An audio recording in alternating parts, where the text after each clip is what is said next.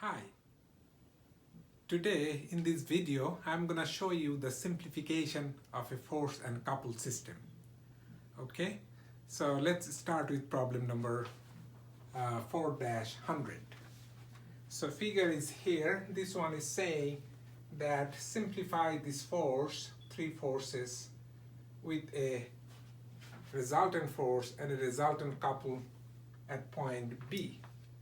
So what it means, like, you have to find out the summation of forces in x direction, summation of force in y direction, and you have to find out the resultant force and show that one at B. At the same time, you can see, since these forces are not concurrent, so they are gonna produce some moment. So you have to find out that moment from point B and then show that one as a the resultant moment as a couple moment at point B. That's what we have to do.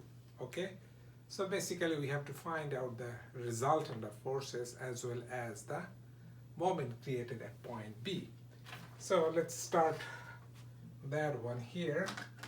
So if I take the, first of all, I can just write that one like two components force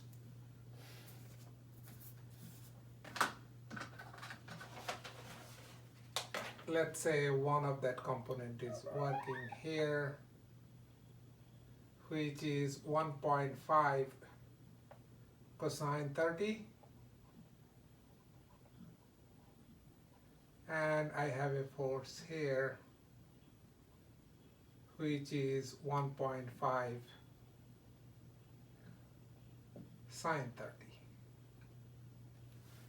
Similarly, we can also show this force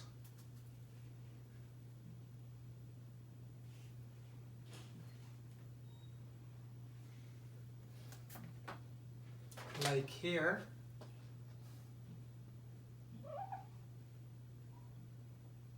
So vertical is actually 3/5 of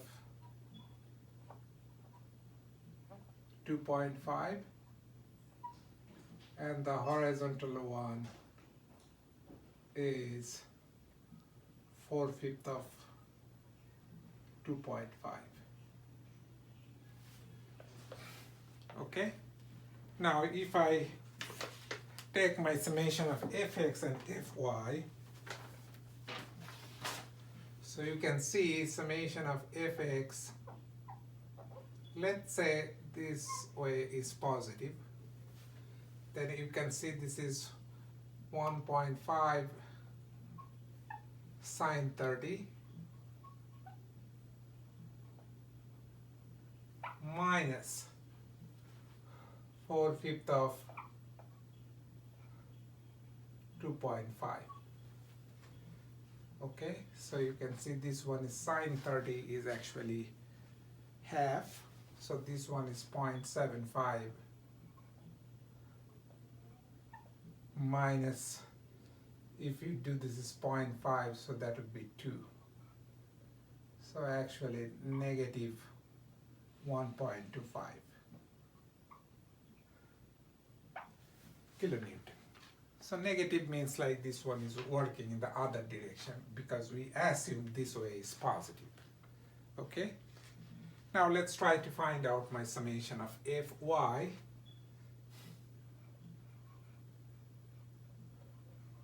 Let's say this is positive here, okay? Then you can see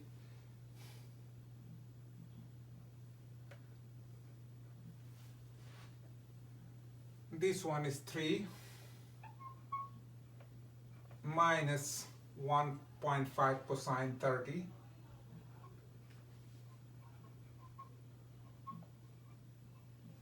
minus 3/5 of 2.5, which is basically 5.8. Let me keep that negative sign here. Actually, this means like this one is working downward, right? Now let's take a moment at point B. Okay, so you can see this one and this one is actually passing through that beam because this thickness of that beam is negligible. Okay, the thickness of that beam is negligible. So they didn't give you any dimension. This means like this thickness of the beam is negligible. Okay, so basically this force and this force is passing through the point B. So if I take the summation of B, moment at B, and let's say counterclockwise is positive, then you can see this one would be like that 3 kilonewton is passing through B, so doesn't have any component of the moment. Then you can see 1.5 cosine 30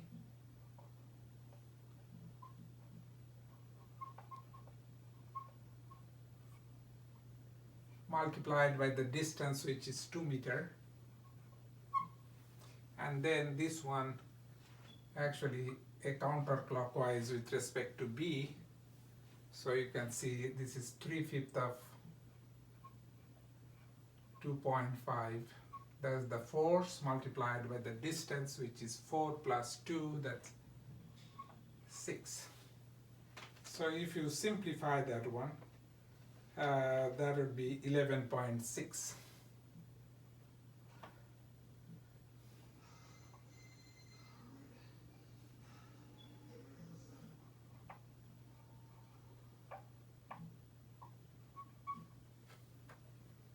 Okay. Now you can see here that like my summation of fx and summation of fy is given, so I can find out the resultant force. To do that, you can see this one is actually this way and downward, right? I'll just show that one like this. So this one is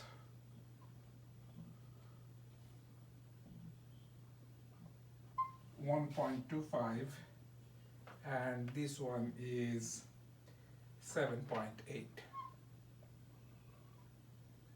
Okay, so the resultant would be of these two forces would be this way. Okay, and this one would be R, that would be square root of 7.8 square plus 1.25 square, which is basically 5.93.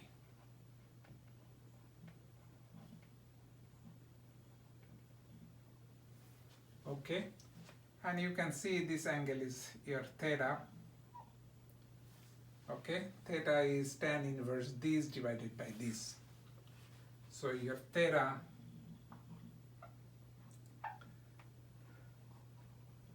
tan inverse 7.8 divided by 1.25, that's basically 77.8 degree. Okay, so if I want to show the equivalent of that force, then basically what I have to do, like I'll take all these forces here,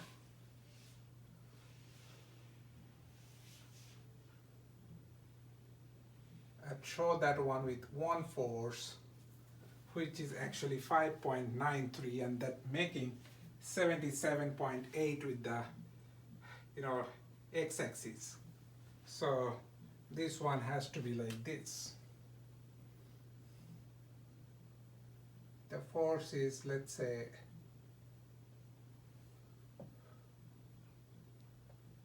here. The magnitude of that force is 5.93.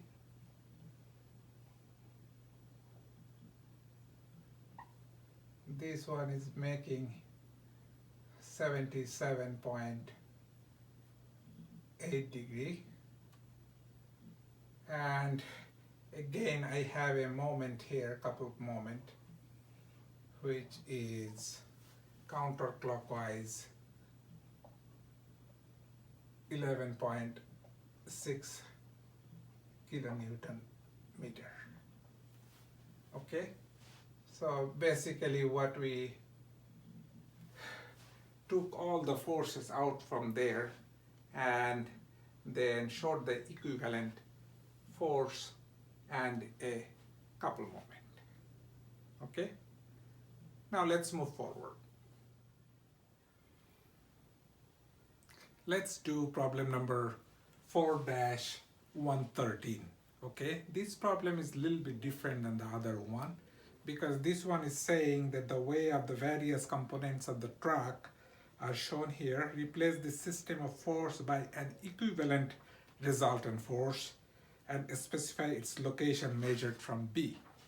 Okay, so here actually the difference is like here you have to show that one only with one force, but we have to place that force in such a way that the resultant force will create the moment at point B which is equivalent or which is equal to the moment created by all those forces here. Okay, so it's not that difficult, very similar to the other one. Only thing is like you have to place that force rather than point B, you are gonna set somewhere here so that the resultant moment for that resultant force would be equal to the summation of moment for each of the forces. Okay, now let's do that one here. You can see like summation of fx is here is 0 and summation of fy, let's say this is positive because all the forces are downward, so you can see 3500 pound plus 55 plus 1750 pound, which is basically 10750 pounds. Okay, so basically what I can do, I can eliminate these three forces here and show that one somewhere here. Let's say this is my resultant force working here.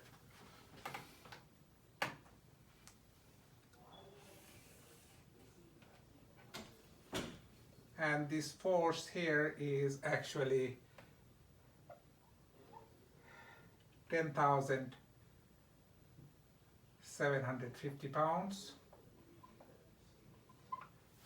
And let's say the distance is here from B is X here, or D here. Let's say D. So you can see the moment created by this resultant force is actually, let's say, clockwise is positive. Okay, so you can see this one is definitely with respect to B is creating a clockwise moment. So I can see that total moment here is 10,750 multiplied by D. That should be equal to the moment for each of the forces here. So you can see all of them are actually positive. So 3500 multiplied by 3 plus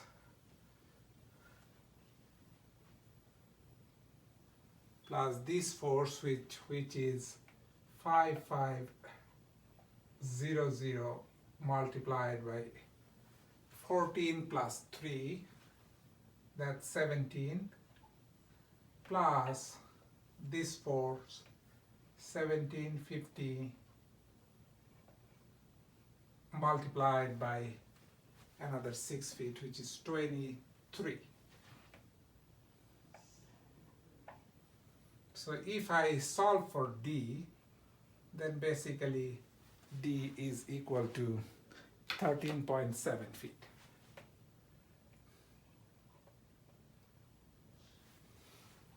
Okay, so this means actually if I apply this force 13.7 feet from there, then basically this one will create equal moment which will be created by this one, and this one. Okay, at the same time you also see this is the summation of force or resultant force for all these three forces. Okay, now let's move forward. Now let's do problem number 4-117. Okay, this one is saying that replace the loading acting on the beam by a single resultant force. Specify where the force acts, measure from the end A. So we have to find out the summation of force and summation of moment, and we have to show one force. This one will create the same force as well as same moment at point A. Okay, now let's work with the same way like what we did the other two problems. First of all, I'd like to dissolve that force into x and y component and this force into x and y component. So this one you see 700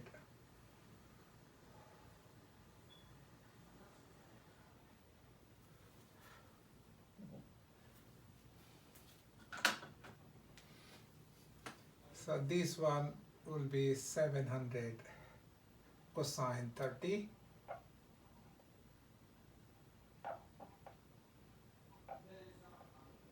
and this one will be 700 sine 30, right? Similarly dissolve that force here so that this one would be 450 cosine 60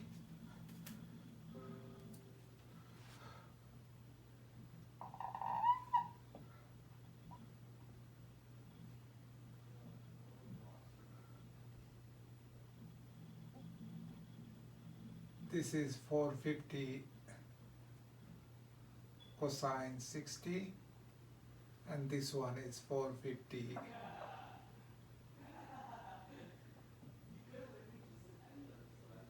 sine 60. Once we are done with that, then basically let's start working our summation of fx and summation of fy.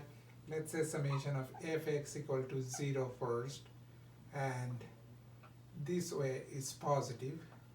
So this one you can see 450 cosine 60 minus 700 sine 30. That's basically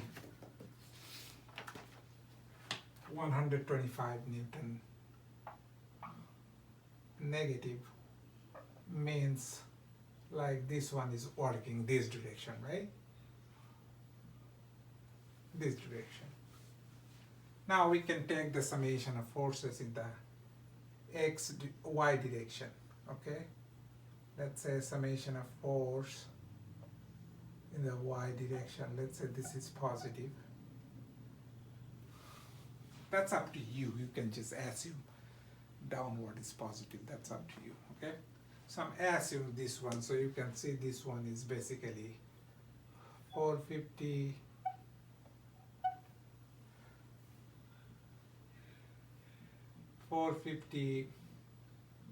sine 60.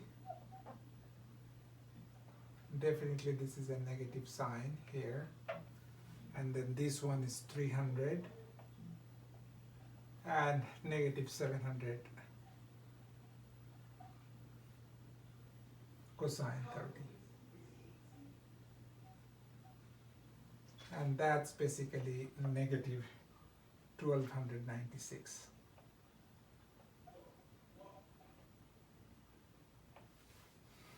Okay, now what you have to do, you don't have to find out the resultant Yet you just better set that one here. That your summation of Fy is basically 1296 Newton, and this one your Fx is 125 Newton. And you can see that this one is downward because this is negative, and this one is this way because this is 125 negative. This means like this is working this direction, okay? And I'm setting that one in such a way that the distance from A to that force is basically x direction, okay? Now we have to just take a look like how much moment this one is creating, okay? So the moment at A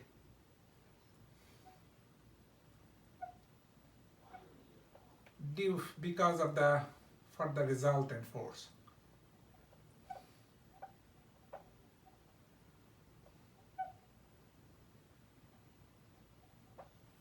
That's basically, you can see summation of Fy multiplied by x.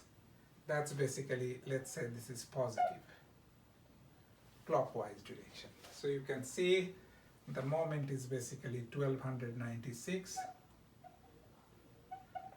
into x. And that should be equal to the moment created by all these forces and this moment here, right? So let's say this one is equal to actually 450 sine 60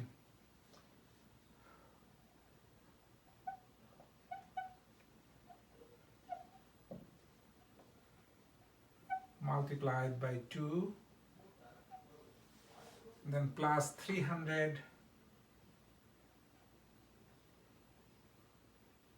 multiplied by 6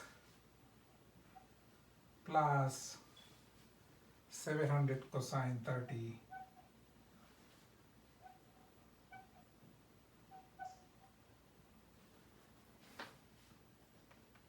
multiplied by 9,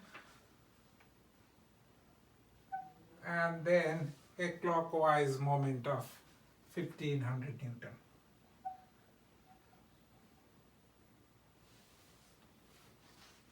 So if you solve for x from that equation, then this one is basically 7.36 meter.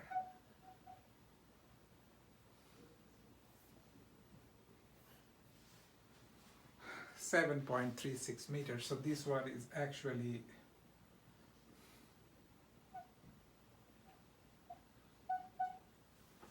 once you are done with that distance, basically now you can just find out the resultant of these two components here. Otherwise, if you find out the resultant, you have to, like dissolve that one into two components when you take the moment. That's why we usually set that one first, find out our x, and then we find out the resultant, okay? So our resultant would be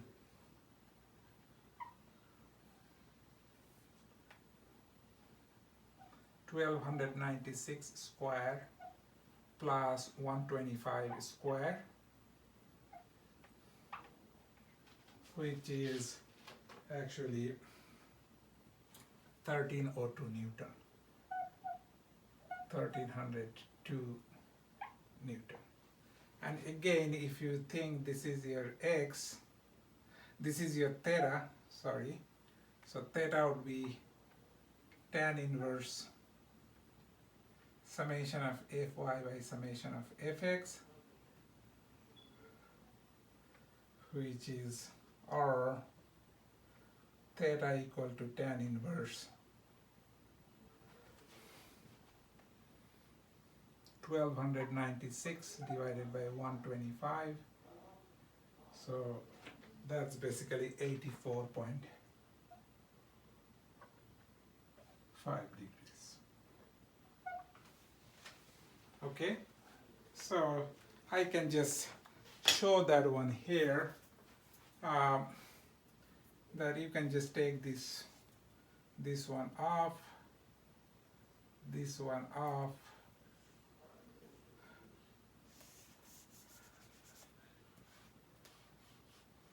Just one force here. And what is that force?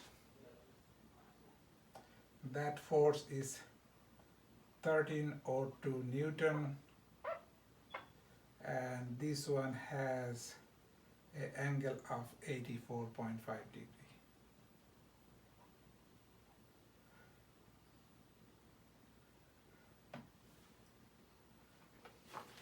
So basically this is your equivalent system for this one, because this force is the resultant of all the forces as well as the resultant of all moments at point A.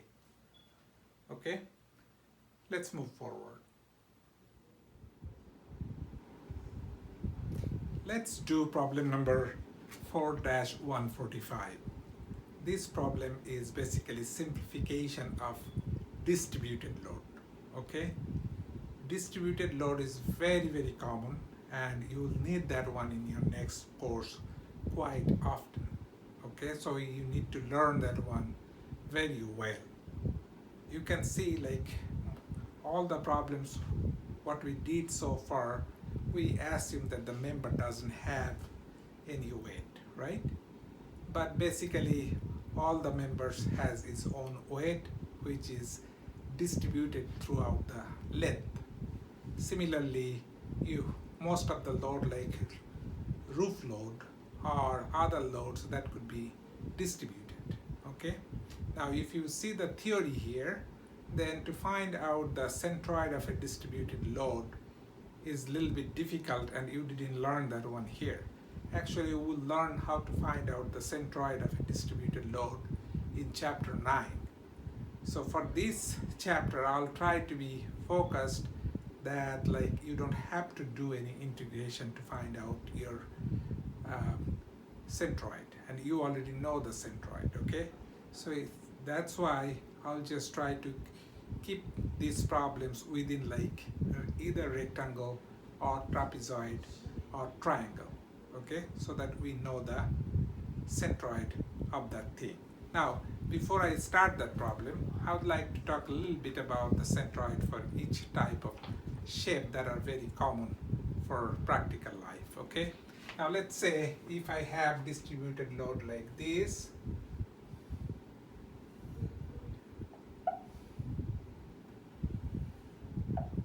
let's say this is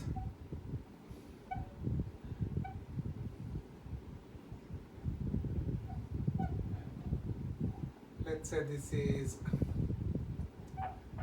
20 pounds per feet length, and this length is, let's say,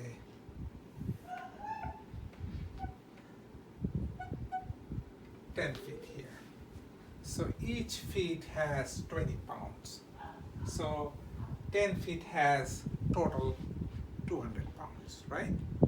So that's one of the important thing here.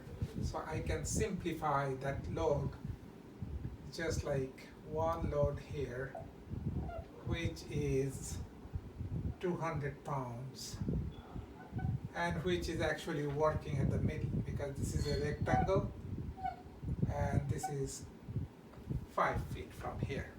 Okay, because the centroid of a rectangle is always at the middle. Okay, so often we say that one, that's basically the area of that loading. You can see, because the area is 10 multiplied by 20, right? So the total load is basically area of the loading, or loading area.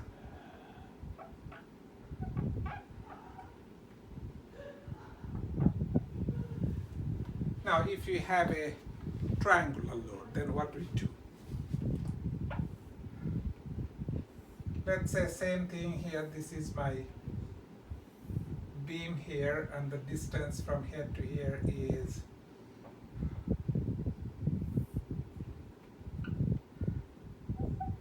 10 feet, and I have a loading like this. And let's say this is 40 pounds per feet.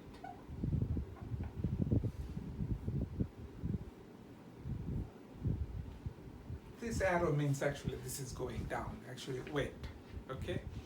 Now you can see here what would be the area of this one, right? Area of this loading area. That would be this multiplied by this and half, right? Area of the triangle is half, so that would be, load would be equal to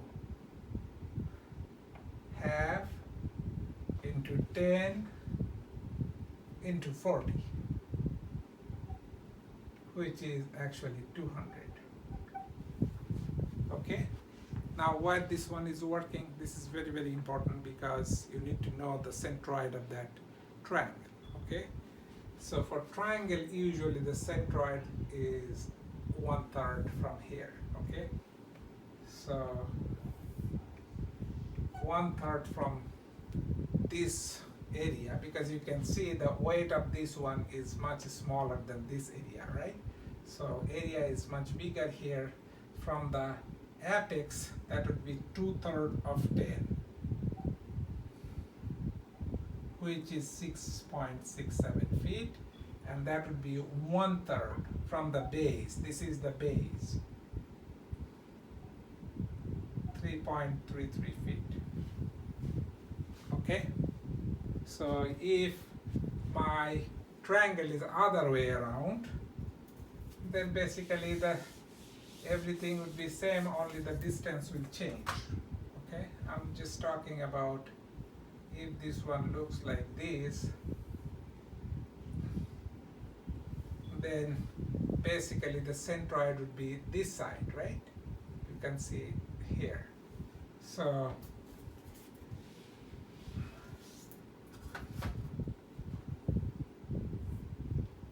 this distance would be like base 3.33 feet, and from the apex that would be 6.67 feet. Okay? So these two types are very common, and now you have the trapezoidal load. So if you have trapezoidal load, then basically we'll just divide that one into two different type of, like one rectangle and one triangular load. Let's say something like this.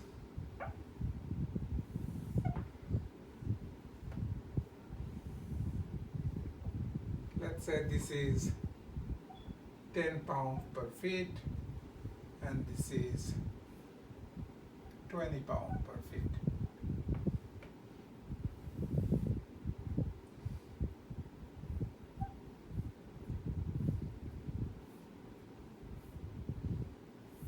And again, let's say this is 10 feet here. Now you can see in that situation, what we usually do is we can just divide that one, like at the 10 here, I'll draw a line here. So this is one area, and this is on top of that, you have a triangular area, right? So you can see up to this point is 10, and you know this is total, so this is 20 minus 10, that would be also 10. Okay? So this area, that would be 10 into 10, 100, and that's working at the middle. 100 working from here to here is 5 feet. And then you can see for this triangle, the load would be here, and that would be half into 10 into 10. That's actually 50 pounds. So this is 50 pounds, and this one is working 1/3 from the base, so this is 3.33. Because total is 10, 1/3 of that is 3.33. So rather than showing this distributed load, I can just simplify that one with two different loads for any trapezoid. Okay? Now let's try to show try to see this problem 4-145. This one is saying that replace the loading by an equivalent resultant force and couple moment acting at point O. Okay? Resultant force and couple moment acting at point O. So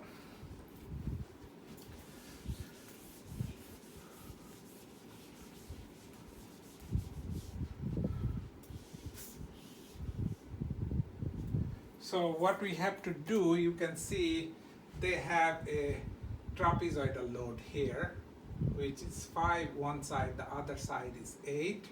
From here to here you have uniformly distributed load, and from here to here you have triangular load.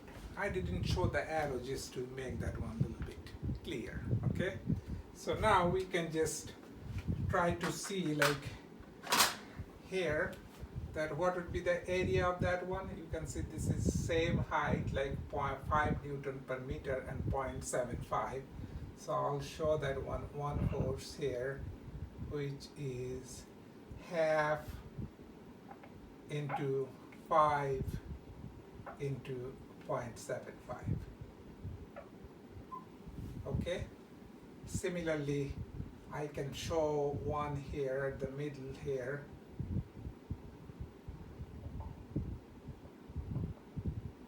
And you can see, like, the distance from here to here should be 1/3 of that. That's actually 0.25. And this one has to be 0.5, 2/3 of this distance, right? Now you can see for this area, that's actually 5 multiplied by 0.75. That's actually 3.75. Okay? For this one, the uniformly distributed load here, this one would be at the middle, which would be 1.5 into 5. That's actually 7.5 kilonewton actually. And this one from here to here is basically half of that, so 0.75. Now how about this one here? You can see this is the centroid would be here, and this is a triangle, so this one would be half into this distance, which is 8 minus 5, because this is 5, right? So this is 5, total is 8, so this one would be 3. So the area would be half into 3 into 1.5. That's actually 2.25. Okay, and the distance would be 1/3 of that, 1.5. So this distance would be 0.5. Now I tried to show that one here. Okay, just trying to make a little bit clear here that rather than using all those things, I'm just showing that one. So this one is basically 7.5. This one is 2.25. This one is 3.75. And the last one is 1.875 kilonewton.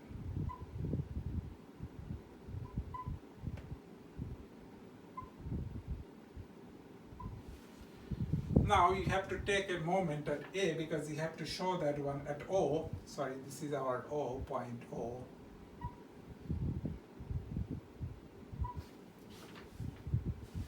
We have to show that one as a moment, okay?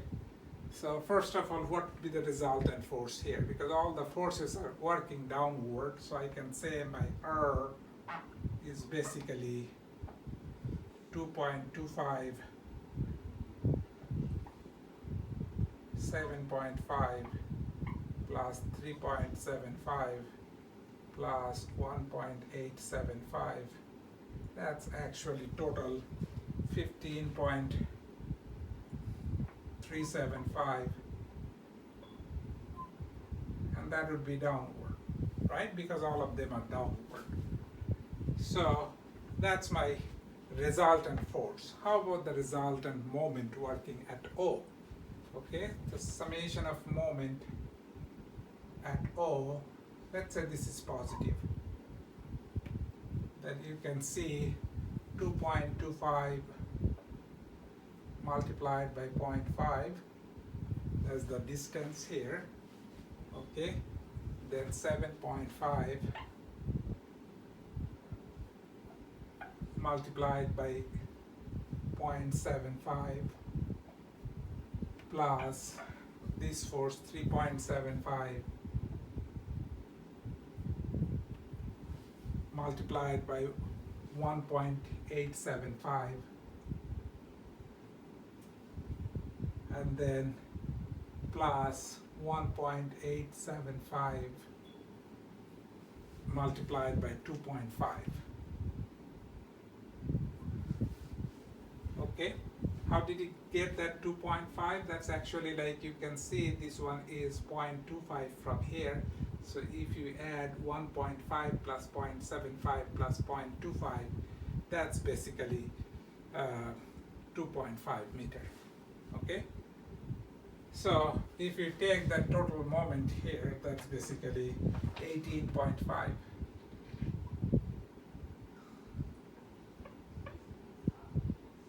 That many kilonewton meter. Okay, so rather than showing all those load, I can simplify that one. Let's say here,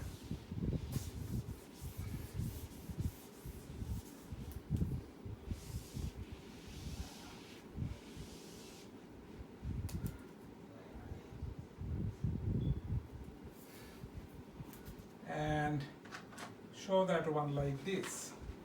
At point O, I'll just show this one is the resultant force, which is 15.375 kilonewton, and also a moment here which is equal to 18.5 kilonewton meter. Okay, so that's the simplification of the distributed load. Now let's move forward and try to do one more problem so that you can understand that one quite easily. Let's do problem number 1-149. Okay, this one is showing that this is a concrete slab, a foundation slab actually, and you can see 3 column loads, 60 kilonewton, 80 kilonewton, and 50 kilonewton is coming from the top. Okay, because of that force, you know, like every action has opposite equal reaction, but these loads are not uniform. That's why we see there is a reaction in the soil. Okay, so this reaction is kind of trapezoidal. This one is W2 actually, W2, and this is W1. Now they are trying to they are asking you to find out the intensity W1 and W2 here, so that the summation of forces is equal to 0 and summation of moment is also equal to 0. So you have two equations here, summation of forces in y direction equal to 0, and summation of moment at any point is also 0. If you solve that two equation, basically you will be able to find out your W1 and W2, right? Now let's simplify that trapezoidal load here, okay? So to do that, I actually divided that one to different area. This is uniformly distributed load with W2, and here this one is a triangular area, and this one is definitely W1 minus W2, right? Now if I show that one as a concentrated load, then basically this one would be somewhere here in the middle for this triangle, and that would be equal to the total distance from here to here of the slab, which is basically 8 meter, 1 plus 2.5 plus 3.5, that's 7 plus 1, 8. Okay, so that would be 8W2. Okay, and that's working at a distance 4 meter from the end, let's say here. Okay, now you can see for this one, for triangle here, what would be that force? That would be half into W1 minus W2 into 8. Right? 8 is that total length here. Okay? So if you take the summation of forces in y direction, then basically you can set an equation here that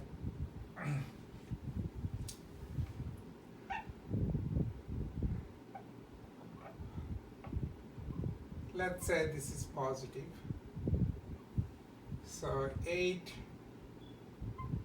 8W2 plus 4W1 minus W2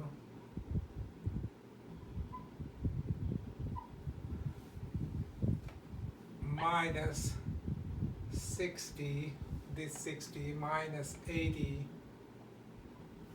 minus 50, that is equal to 0. That's my equation number 1. Or I can just simplify that one little bit and say that one equation number 1. Okay, let's keep that one and just simplify that one little bit.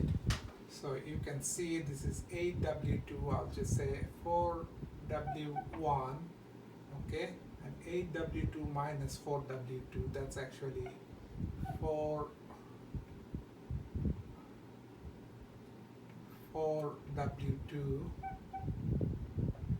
is equal to, you can just add them here, 190. That's equation number 1. Okay. Now what you can do, you can just take a moment at different location, here, here, here, or here. But I'll say that if I take a moment along that line here, let's say this is my point, any point B here, okay? So that I can avoid one of that unknown here, okay? So the distance from here to here is basically one third of 8, right? So 8 by 3. So the distance from here to here, you can see this is 4 meter minus 8.3 meter, which is actually 2.67 meter. So this one is 4 minus 8 by 3 is equal to 4 by 3, actually 1.33 meter here. Okay, so now let's take a moment from B here. Okay, so you can see summation of moment at B. Let's say this is clockwise here. So first of all, you can see from here to here is 1.33, so you can see 80. That's clockwise multiplied by 1.33 plus 50, actually 50, and you can see this is 1.33 plus 3.5.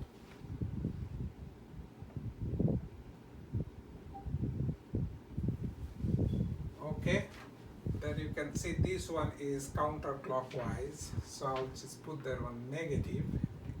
8W2 multiplied by the distance, which is 1.33. Then you can also see this one is counterclockwise, okay? So that would be negative 60 into the distance from here, but I know from here to here is 2.67 minus 1, so that's actually 1.67, and that has to be 0, okay, because the reaction and the moment has to be equal and opposite, okay. So now you can see in this equation you have only one unknown here. If you solve for that, basically you will get your W2, which is actually 17.2 kilonewton per meter, and plug that value in equation 1, then basically you will get your W1, which is actually 30.3.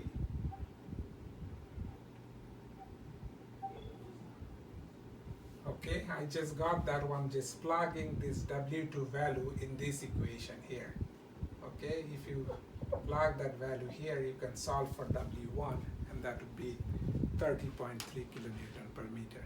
Okay, thank you for watching.